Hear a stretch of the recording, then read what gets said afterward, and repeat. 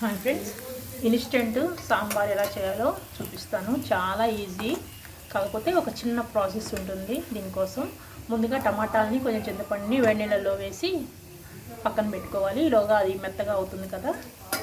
అలాగే కందిపప్పు ఉంటుంది కదా, కందిపప్పుని కొంచెం జీలకర్ర, అలాగే కరివేపాకు, ఎల్లిపాయలు వేసి కొంచెం వేయించుకోవాలి. మరీ ఎక్కువ వేగకూడదు, లైట్గా వేగాలి.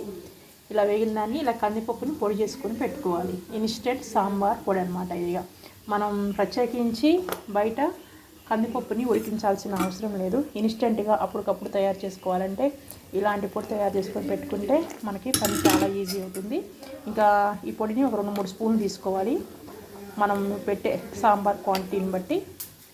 దీంట్లో కొంచెం అంతా నీళ్ళు కలుపుకోవాలి. డైరెక్ట్గా దాంట్లో వేస్తే గడ్డ కట్టిద్ది, పొడి కదా ఇది.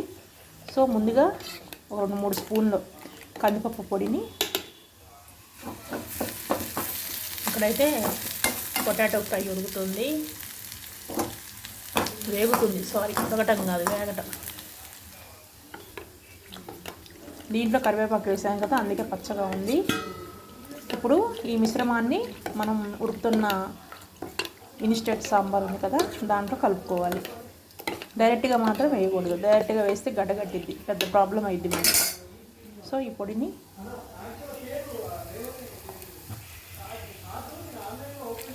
దీంట్లో వేసుకోవాలి. ఇంకేమైనా ఎక్స్ట్రా ఏమన్నా పొడి ఉంటే మిగతా దాన్ని కూడా, గంటతో కలవట్లేదు అందుకే చేత్తో కలుపుతున్నాను.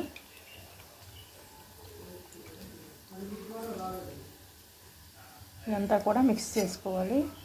చేయగలుగుతున్నాను. ఇన్స్టెంట్ సాంబార్ అనమాట, చాలా బాగుంటుంది. ఒక చిన్న బెల్లం ముక్క వేసుకోవాలి. అలాగే మన దగ్గర సాంబార్ పొడి ఉంటుంది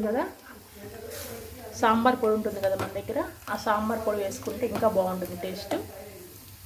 మనకి ఇడ్లీ సాంబార్ ఉంటుంది కదా, ఆ టేస్ట్ వస్తుంది అనమాట.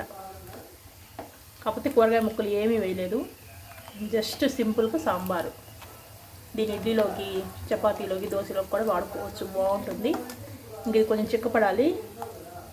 ఉప్పు కారం చూసుకొని దీంట్లో సాంబార్ పొడి ఒక 2 స్పూన్స్ కానీ 1.5 స్పూన్ కానీ వేసుకుంటే మనకి ఇన్స్టెంట్ సాంబార్ అయితే అయిపోతుంది. పొటాటో ఫ్రై అయితే అయిపోయింది. ఇంక ఈరోజు ఇక్కడ చిక్కుడుకాయ టమాటా వండాను. ఇది ఉంది, కాకపోతే పిల్లలు తింటారో తినరో అని చెప్పి ఒక పొటాటోతో కర్రీ అయితే చేస్తున్నాను. ఒక్కటే జస్ట్. ఇది సాంబార్ ఉంది కదా, ఈ సాంబార్కి వేపుడైతే బాగుంటుంది కదా. దీంట్లో సాంబార్ పొడి వేసుకుంటే సూపర్గా ఉంటుంది. సూపర్ అంటే సూపరు.